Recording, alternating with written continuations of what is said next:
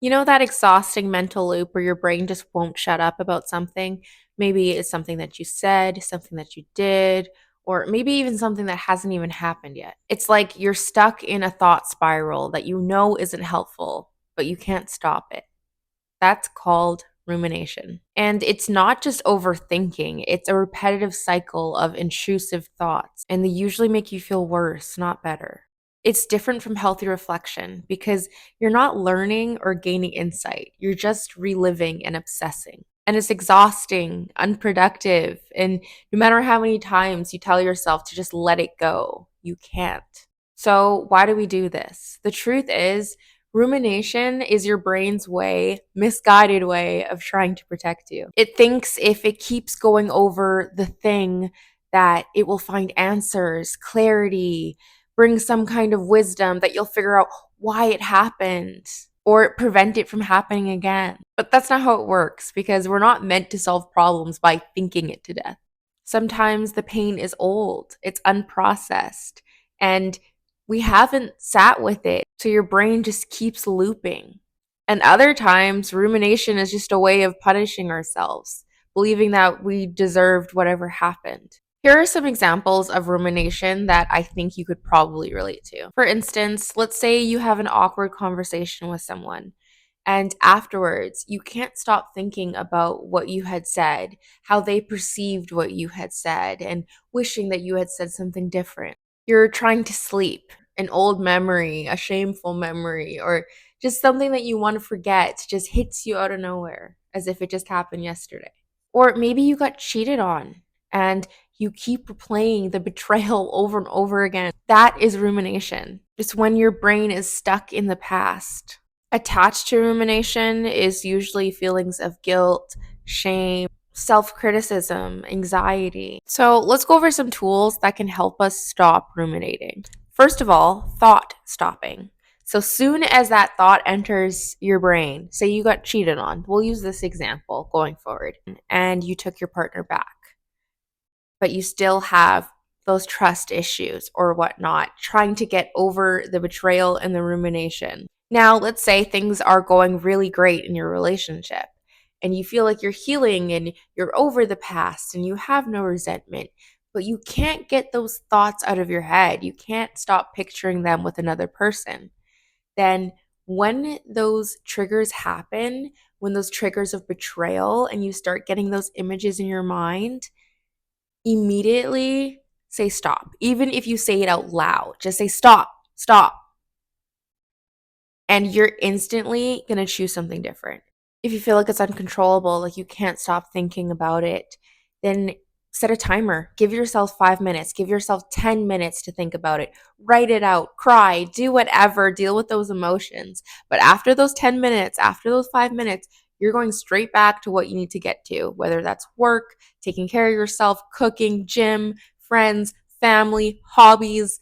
We're not giving all of our attention, time, and energy to ruminating. Another useful tool is trying to rewire your memory or your brain. So, soon as you have that thought of betrayal or imagining them with another person, you say out loud, stop. Okay. And let's say you decide that you don't want to think about it for the next 10 minutes and write it down.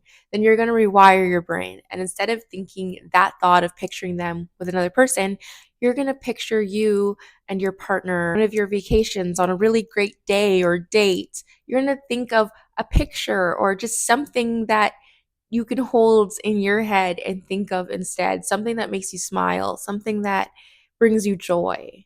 And every time you have those betrayal thoughts, you're going to try and rewire them with the happy thoughts of you and your partner. Of course, journaling helps.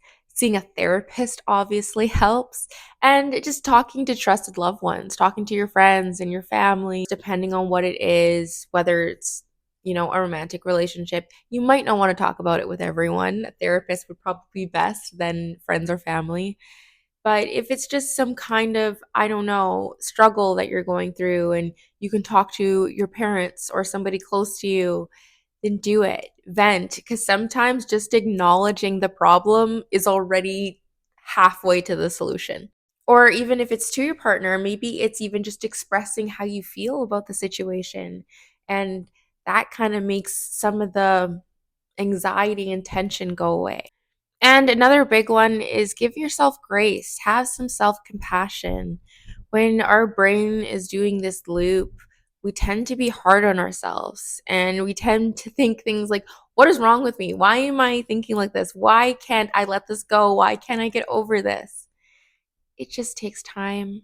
It just takes intentional thought. It takes new memories. It takes vulnerability. It takes expression and communication. For each person, it's going to be different, but it takes moving through it. If it's something attached to shame, humiliation, feeling even guilt, then it's easy to be disgusted by ourselves, to keep bringing it up in our mind, the most shameful or recent thing that we've gone through. And we might be hard on ourselves and think, why the hell did I do that? Like, what's wrong with me? I'm so stupid. I should have known better, or I should have done better. But we can't go back in time and change the past. All we can do is take the lesson, learn from it, apply it, and do better next time. So don't beat yourself up. Don't sit there and ruminate about everything everybody says and does, and every hangout and every event you go to and work situation and interaction you have, you're ruminating about it. Life is too short for any of that. Be kind to yourself. We're all imperfect, we're all flawed, and you're human just like everybody else. Talk to yourself like someone you love. Give yourself grace. Don't allow yourself to make this an addiction, to make it an obsession or a habit, to just keep feeding that void of the pain that you haven't healed from. And sometimes doing that is just ruminating, thinking about it over and over again, or doing things to kind of trigger ourselves over and over again. And this is not pretending like things have not happened. It is just saying that this is not going to define me for the rest of my life, that I can be free from my past, from shame, from guilt, from what others have done to me. I can forgive them and I can forgive myself, and I can move forward with this wisdom and these lessons and this knowledge, and without continually punishing myself. Forgiveness is not just for the other person, it is for you. It is so you can have peace inside. One of the most powerful mind shifts I've ever learned is replacing judgment with curiosity. So instead of judging ourselves, like, oh, why am I so stupid? It's, why am I feeling this way right now? It's asking yourself questions. It's being intrigued, investigating to why we feel this way, looking at it objectively and not necessarily always analyzing and judging ourselves and criticizing ourselves in such a harsh way. We want to be better, but beating ourselves up isn't going to make us better.